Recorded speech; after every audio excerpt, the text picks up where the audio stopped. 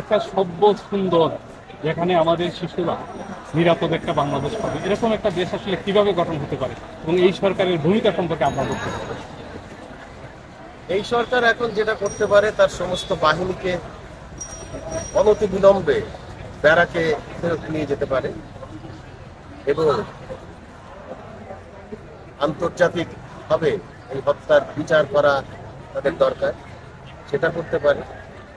নিঃশর্তভাবে ক্ষমা চাইতে পারে এবং যেসব মন্ত্রীরা অযথাই বক্তব্য দিয়ে উস্কে দিয়েছেন পরিস্থিতিতে, তাদেরকে সবিনয়ে বাদ দিতে পারে। আপনি একজন শিল্পী হিসেবে দেশ এবং জাতি বা অন্যান্য শিল্পী, আমার সহকর্মী যারা আছে, তাদের উদ্দেশ্যে কিছু বলবেন? আমার সহকর্মীরা, আমি যেটা বলেছি, আমি যেটা করেছি সেটা তারাও ঠিকই করছে। তারা অন্যায়ের বিরুদ্ধে কথা বলে, তারা ন্যায্যতার পক্ষে কথা বলে এবং সেটা সবসময় তারা করে এসছে।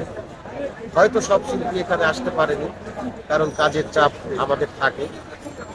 আপনারা জানেন যে আমরা পেশাদার অভিনেতা, এটা আমাদের পেশা, এটা আমাদের রুটি পেশা।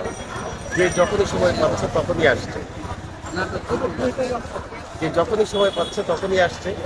সুতরাং তাদের উদ্দেশ্যে আমার কিছু বলার নেই, তারা নিজেরটা ভালোই বোঝে।